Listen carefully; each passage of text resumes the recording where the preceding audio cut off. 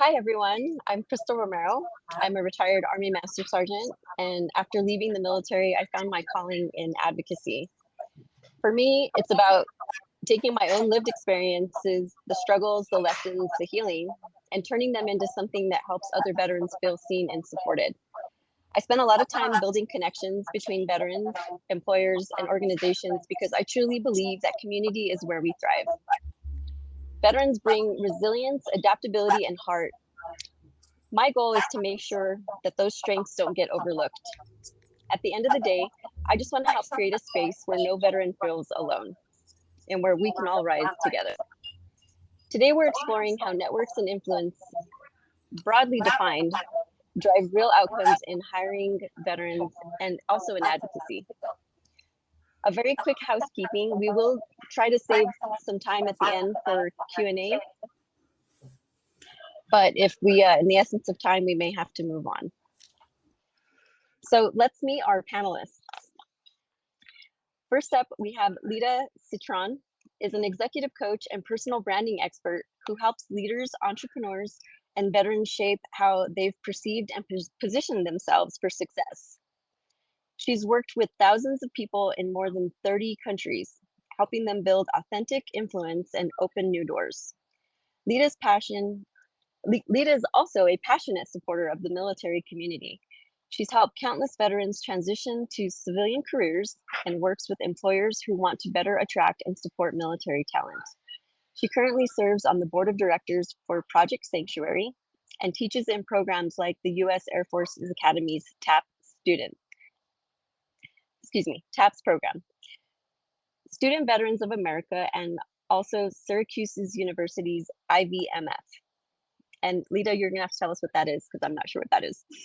You may have seen her on, she's got several TEDx's, her LinkedIn courses, and articles on military.com. She's also the author of 3 incredible books, The New Rules of Influence, Success After Service, and Your Next Mission. Lida, welcome. Up, my next speaker is Jessie Shearer, a dedicated campus recruiter at Withum. With a strong background in talent acquisition, Jessie began his professional journey in 2013 when he joined the U.S. Navy, where he served in human resources, the Blue Diamonds, and after serving for 3.5 years stationed at Lemoore, California, he's now transitioned into human resources, first as an HR specialist in Minnesota and later as a recruitment coordinator in Boston.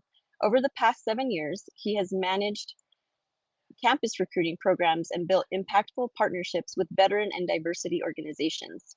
Jessie holds a BBA in business administration from Crossroads College and is deeply passionate about connecting talented individuals with meaningful opportunities. Outside of work, he enjoys mentoring and giving back to his community. Welcome, Jessie. Lastly, we have Kaitlin Cashwell. She serves as the Director of Development for America's Warrior Partnership, a national organization dedicated to ending veteran suicide by empowering local communities to serve veterans proactively and holistically before a crisis occurs.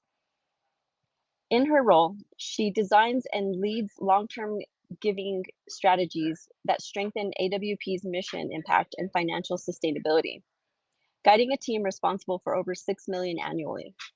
Under her leadership, AWP has seen an 100% increase in revenue through relationship-based and value-driven development strategies.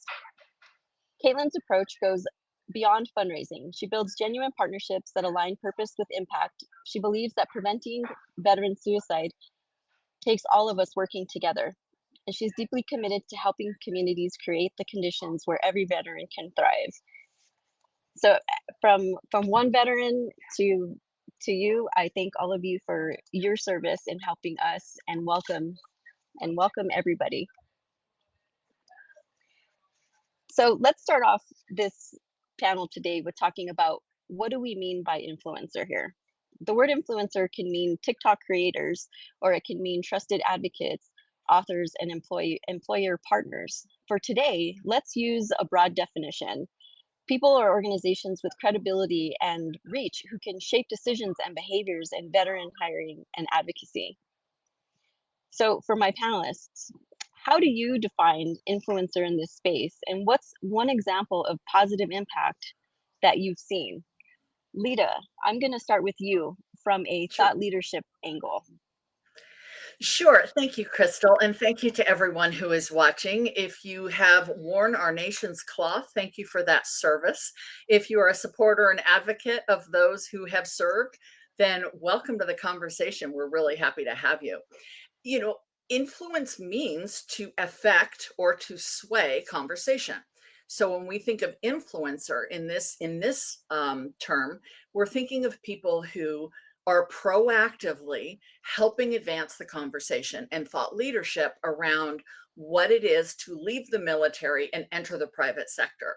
That could be someone who is prior military. It could be someone like myself who has no military connection, but 16 years ago said there's a need in the market that isn't being filled.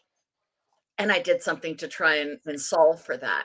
So I think when we talk about influencer, we're not talking about those brand ambassadors on TikTok or Instagram that are getting paid to showcase product.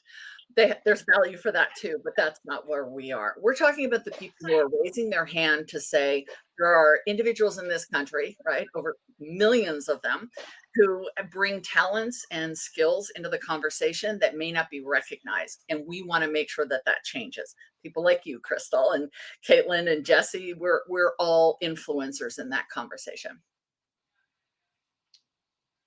Thank you, Lida, for that really great definition. Jesse, how about you from a recruiter and from the hiring trenches? Yeah, absolutely. Thanks, Crystal. And again, thanks for having me. Happy to be here. From the recruiting trenches, my viewpoint of influencers really has also a wide array of meaning, right?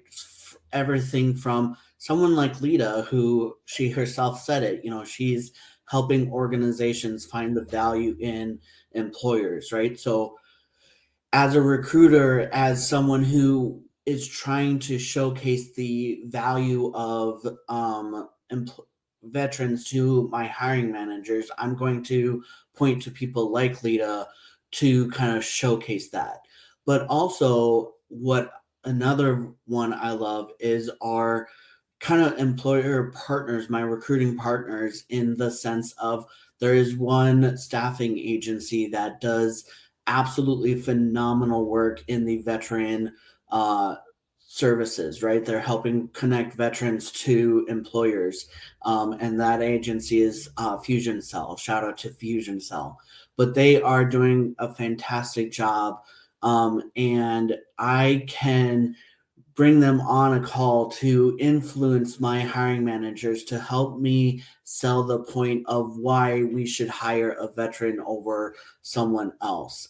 And I got connected to Fusion Cell close to 7 years ago, and I still have partnerships with that organization. I'm connected with them on LinkedIn. Anytime a veteran reaches out to me and wants a job and it's not in my wheelhouse, it's not with my company, I always connect them with Fusion Cell. And in every new company that I come to, I bring Fusion Cell with me, right? So they're helping me influence the workforce in that sense. That's awesome. Thank you, Jesse. And Kaitlin, from your vantage point with employers and programs. Yeah, thank you. How is it? Go ahead. Sorry. Sorry, was there a lack? Thank you, Crystal, for having me. That's the beauty of technology. We always have to deal with it. But from my perspective, I'm going to be touching a lot on the Corporate Veteran Initiative. So our approach to helping veterans is connect, educate, advocate, and collaborate.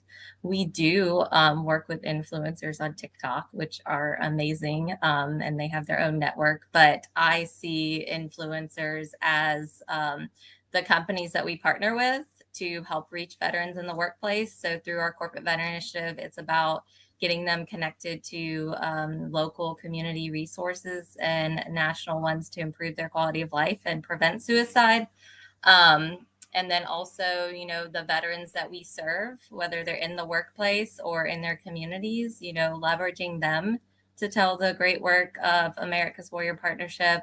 Proactive outreach is such a big part of, you know, improving their life and preventing suicide. 90% of the individuals that come into the A2P network that have suicide ideations were not seeking mental health.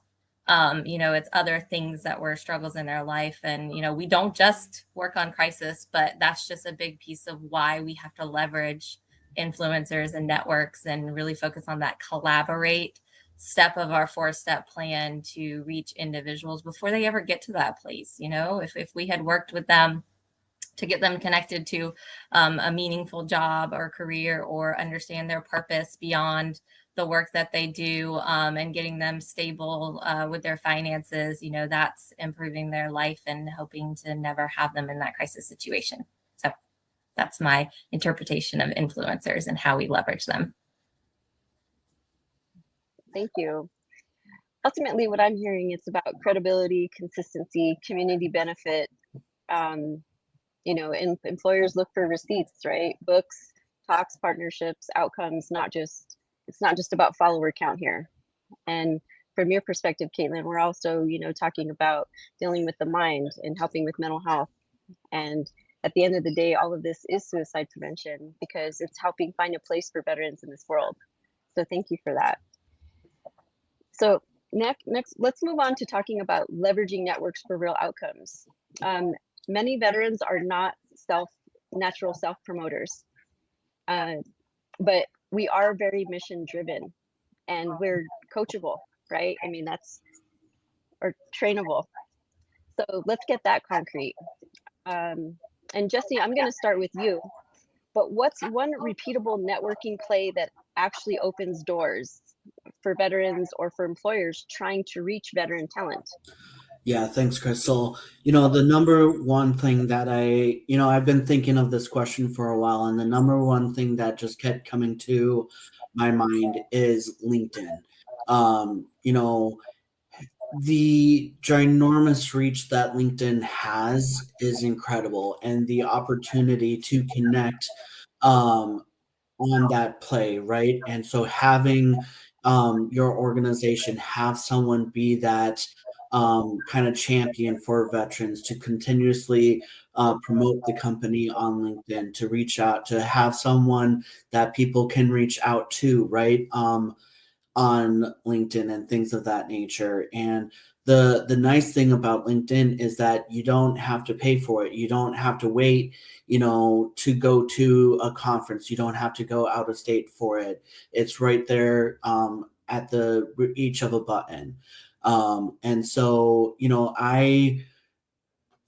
through my job of recruiting, people ask me what is the number one advice I give them, and it's to network, right?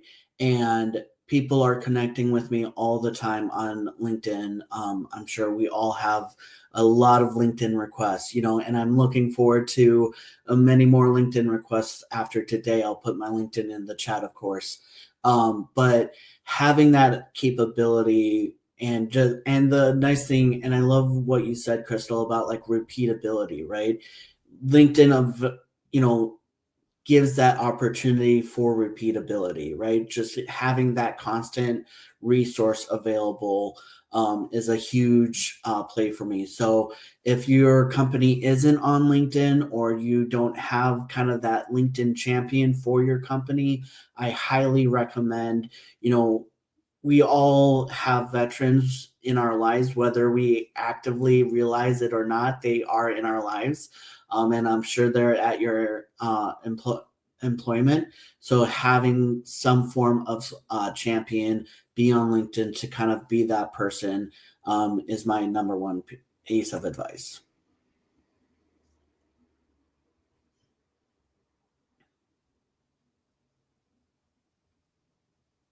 Oops.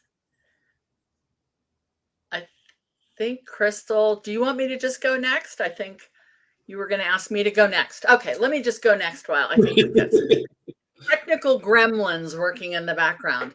Well, I certainly echo what Jesse said. I am a LinkedIn learning instructor. I teach LinkedIn. I'm absolutely advocating for it when I teach military transition, because it is where the rest of us are playing, right? It's where those of us who never served our country are building connections and sharing knowledge.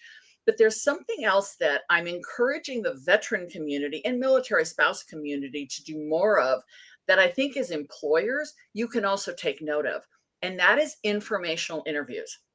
So an informational interview is a networking conversation. It is not a job interview. It is not asking about a specific job and trying to position your resume to get in. An informational interview is to gather just that. So if somebody is, let's say, pursuing a career at, let me see what, at Lincoln Financial Services, right? Who I know is in this meeting, and they don't know anything about what Lincoln Financial Services is about as a company, my advice is go talk to people who work there, who used to work there, who know people who work there, and learn everything you can about the organization and its values and its mission and culture, so that when you have a job interview, you're better suited to position yourself as a viable candidate. So they're informational interviews. They're not job interviews. And I'm really encouraging our military community to do more of this. So you might, as an employer, get a request on LinkedIn or through your own network from someone who says, I'm not looking for a job yet, or I'm not here to talk to you about a job, but I really want to understand more about hiring practices or the company culture, or what your vision really looks like in practical terms. And those are informational interviews that they're looking for. And how that helps networking is because some of those do turn into job interviews or networking relationships that can lead to advancing a resume instead of going into an applicant tracking system. Some of them can lead to long-term professional relationships. Some of them just end right there, but the viability and the option of having that conversation go somewhere beyond just a job interview is really palpable. And we can find these people and have these conversations, and we might even get some friends. For an employer, it's also a chance for you to hear what are the questions these people are asking, and maybe they weren't things that we'd considered as we stood up our career page or as we're interviewing prior military talent. Maybe we're not asking the right questions because I'm hearing what they're asking of us. So informational interviews are very reciprocal. If you're ever asked by somebody to engage in one, they're usually 15 to 20 minutes. It doesn't mean they're pushing a resume at you, but it can be a fabulous way for you to learn what's on the mind of the person who's coming out of the military and is interested in your organization, and maybe make a new friend in the process. So that's what I would say is networking.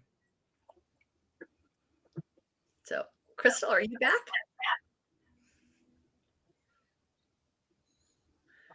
Well, I think, Kaitlin, you're up to share your networking best practice. Let's go there.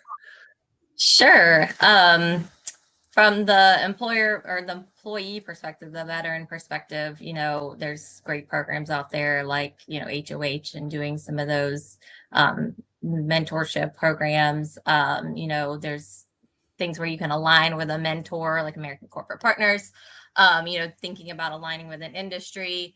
They have programs for that. But as an employer perspective, I've seen one thing that really works is Wells Fargo. They do the Operation Stagecoach, and it makes it really easy for us to support them as a partner of ours, knowing that they want to have thriving veterans in their workplace and are really supportive of the veteran community, to drive people to that, to just see what a life looks like at Wells Fargo, to meet some of their recruiter team that is military or former military. I used to work at a coffee shop when I was in college, and right by Fort Gordon, now it's Fort Gordon again, was Fort Eisenhower for a little bit in Augusta, Georgia. And military members would come in and get coffee from us, and we weren't close to the base at all. And we'd say, how did you hear about us? Why are you here? Oh, my friend told me. So when you are leveraging veterans to talk about the great, work that they're doing within a company, and leveraging those veterans to tell their friends about, how they can have a career with, say, Wells Fargo as an example, then it's easy too for them to just get a sneak peek, and for people to advocate for Wells Fargo as hiring veterans to go to that Operation Stagecoach program. So how it works is, they get on a list, a mailing list, and then they quarterly can see, and hear about jobs available at Wells Fargo, and then, apply for a job. But they have those specific military recruiting team, and I've seen a lot of positive work through that. That is fabulous. And it does look like we're going to get Crystal back in. But in the meantime, let's switch gears a little bit and talk about the employer lens, right? So many of you watching or listening today are considering hiring veterans, maybe for the end of this year or maybe Q1 of next year. And you probably have a lot of questions, so you've got some great experts here.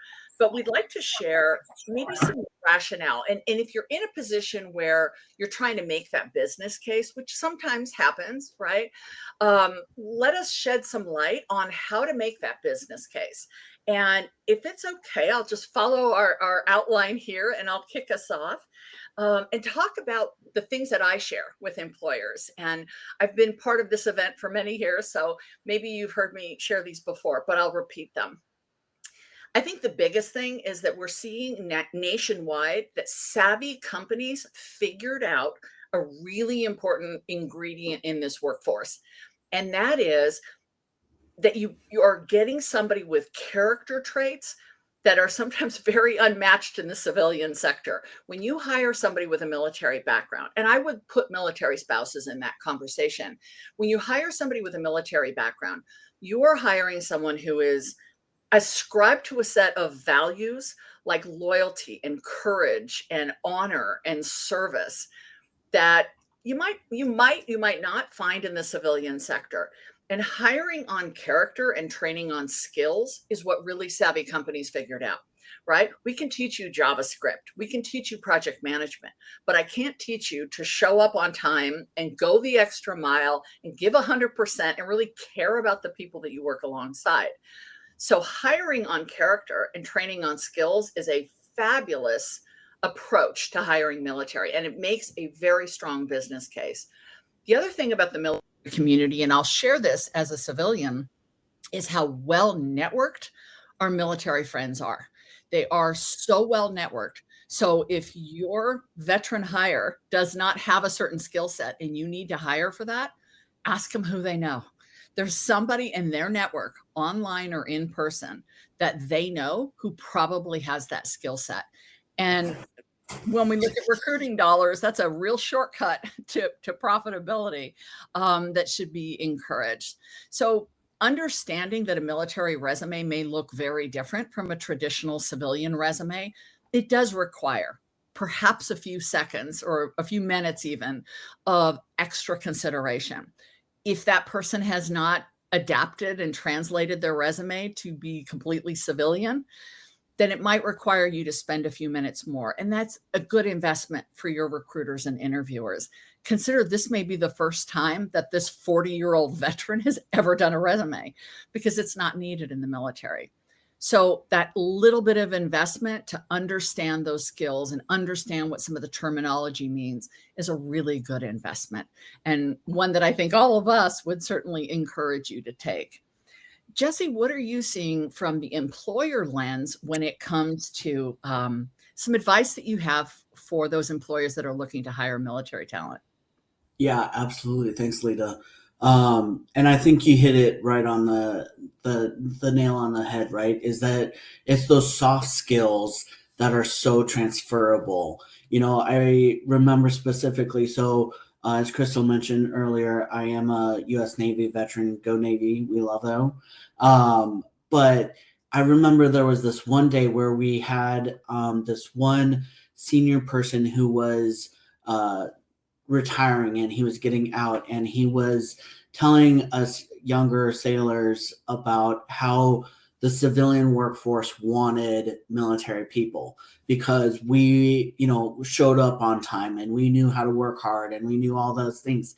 And the entire office was like, well, yeah, people don't show up on time. Like people don't, work 10-hour days, 12-hour days, and things of that nature. So, now that I'm on the flip side of that conversation and I am the recruiter working with, civilian companies, hiring people, I'm so much reminded of the flexibility of the veteran community and the military community. And I too also would include military spouses in this conversation, because military spouses have to have that flexibility as well, right? Like, oh, we're PCASing in 2 weeks, like I have to change everything, get the kids ready and everything to move, and things of that nature. But again, kind of from the employer's lens, we are looking for people who are professional, who can communicate well,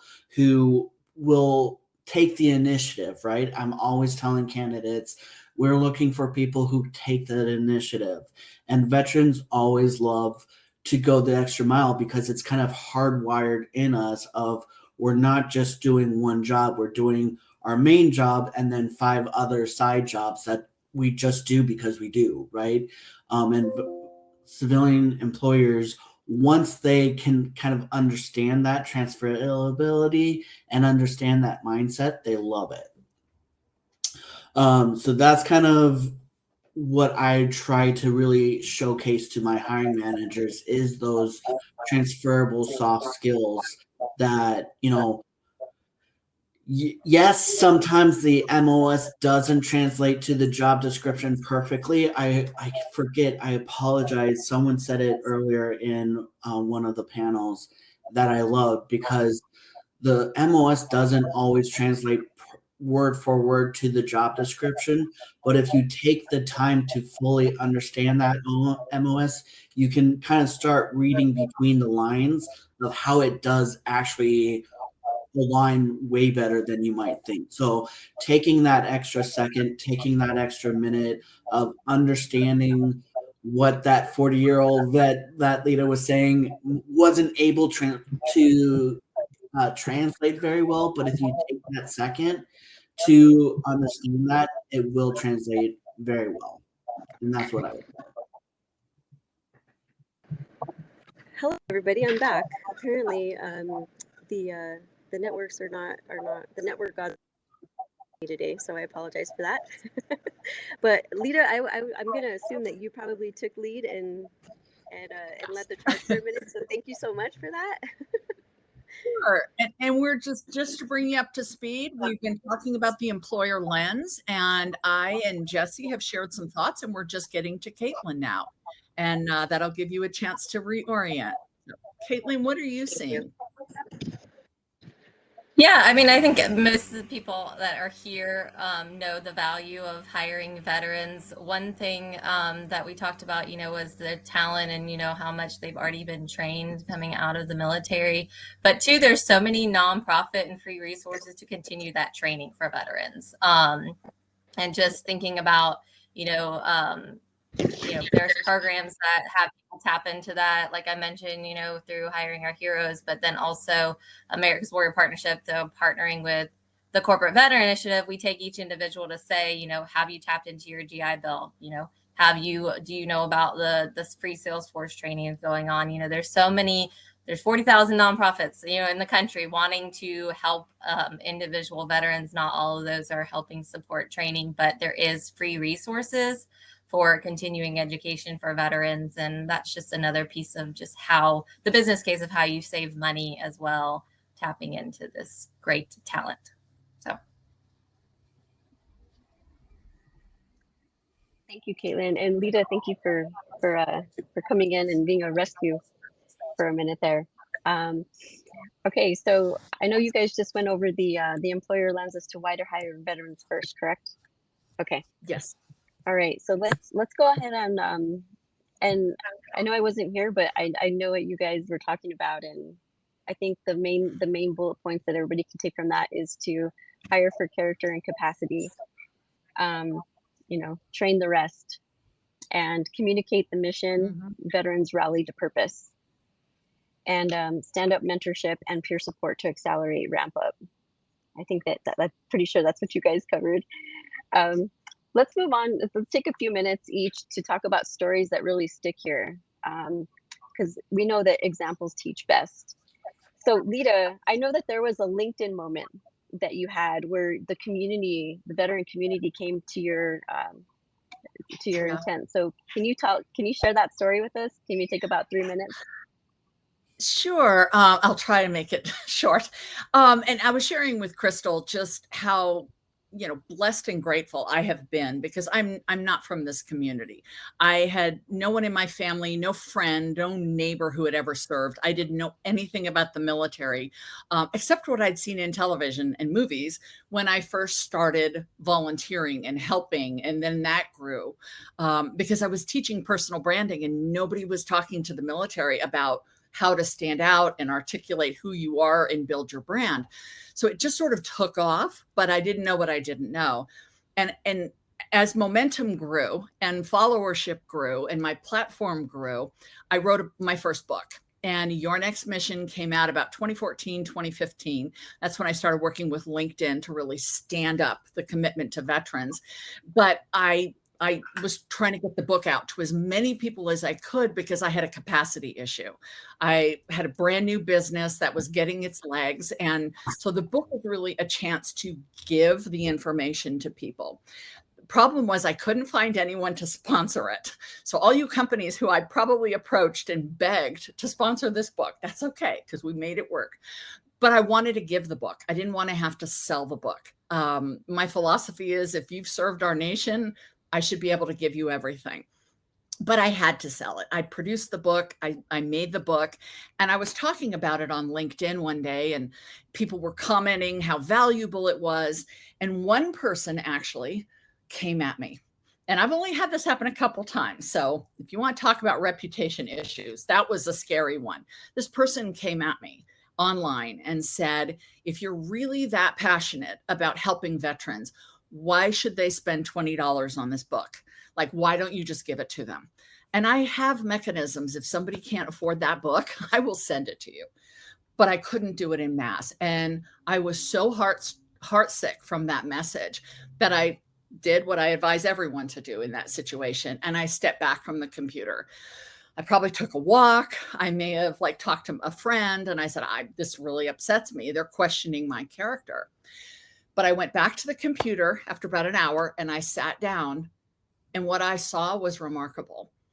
My community, my army, if you will, of people that knew me and knew what I stood for and knew what I'm about came to my defense before I even hit the keyboard. And the reason I wanted to share that story is because that's the kind of loyalty and commitment that you can earn in this space. It requires a lot of credibility building.